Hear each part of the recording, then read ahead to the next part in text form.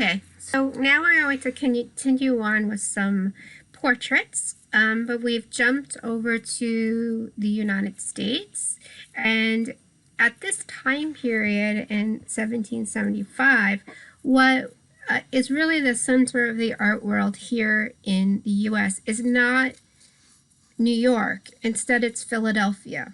And one of the people that becomes a leading person in portraiture is John Singleton Copley. Now, he had gone to England and he had studied and he had been trained in Europe, and then he returns to Philadelphia and he becomes really well known in Philadelphia and also in Boston. So here we have just a wealthy couple that has enough money to have their portrait painted. You see them in very high fashion here, posing for this portrait. Probably his most well-known, though, is this image, which is Paul Revere. If you remember your U.S. history, Paul Revere was the person who ran through Boston on horseback, saying the British are coming, the British are coming. And he warns that the British are coming both by land and by sea. He was actually a smith, meaning that he's working with metal, and he had a business. He was well known in Boston. So that is what Copley shows him here as in his shop. It's a portrait of him with his trade here. So very much reminiscent more of the Baroque, where we have a very dark background. We have this use of light, very fine in the way the details are painted. We would definitely not consider this Rococo in any way. Now we go back over to Europe and we have Thomas Gainsborough. And here we have this young, wealthy couple that has been married, and he's hired to paint a portrait of them, but this actually becomes kind of more of a landscape. It's showing their vast land that the two own, and we could see that, you know, they're married, but maybe not in the best of relationships, because they seem very, very detached from each other. They only thing that kind of looks like it shows any kind of love or affection in this piece is actually the dog, who seems to love him very much, but the two of them are very disconnected. And we see this kind of gloom and doom with the clouds in the background of this coming storm. So I think, you know, we can really read into this that this probably was not such a happy marriage. It was more of a marriage of convenience, where their wedding, marrying each other, meant that they were expanding their land or something like that. The next person we'll go to is Elizabeth Vigée-Lebrun, and she is a very interesting person in history. Female artist, which we haven't seen too many of.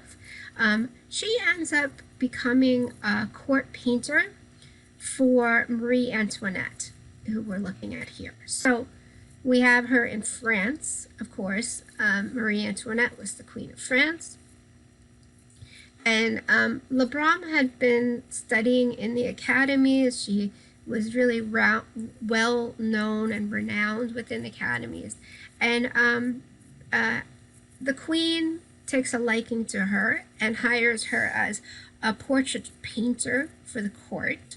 And this is a time period where the extent of the spending of the monarch was to the extreme beyond what one could imagine.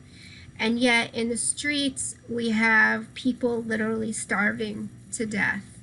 And so we have this marriage that had happened at a convenience between the king and the queen, and they were quite young when they get married, and in their teenagers when they get married. And Marie Antoinette didn't really have such a wonderful time of being queen. She really didn't like France. She didn't want to move to France, And then in addition to this, she was thrown in this whole thing of being queen. So she kind of dealt with it by having these really ridiculous, lavish parties and spending all this money and having these huge dresses and huge hats and stuff.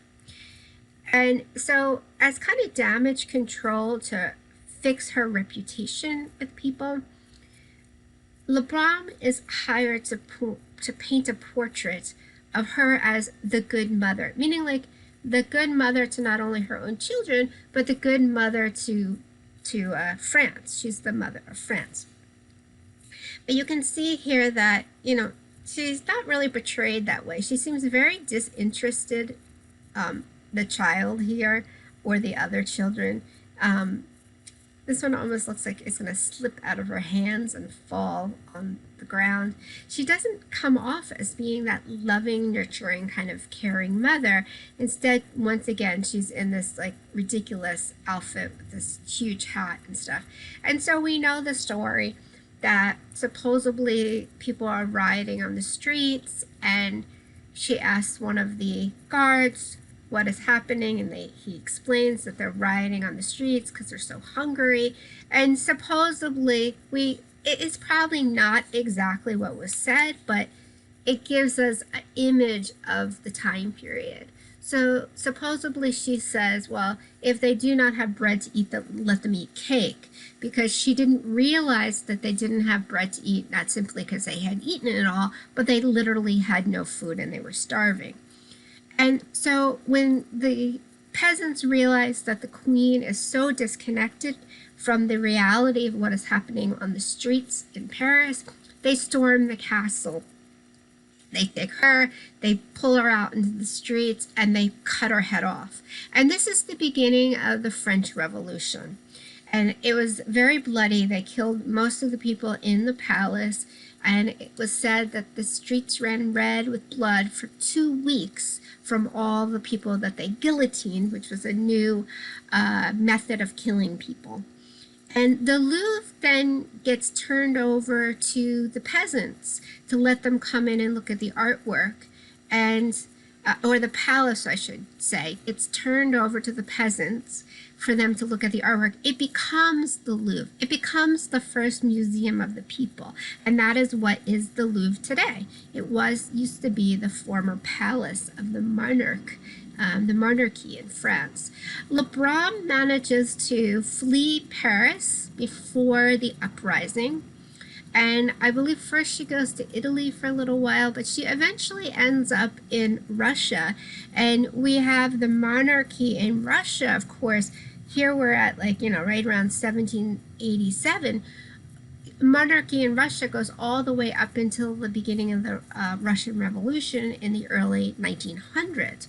So she goes and she works for the monarchy in Russia, and she spends most of the rest of her life then painting for the Russian king. She doesn't have such a great life, though. She's able to make these great leap forward so much for women's rights or whatever, getting these fantastic jobs. But unfortunately, she was married to this man that was a gambler and a drinker, and whenever she made any money, technically it was his money, because women, that's what happened. They had to give it to their husbands, and he would always just gamble and drink the money away. So it was not such a wonderful kind of life, even though she was able to do all of these fantastic paintings and live within these courts.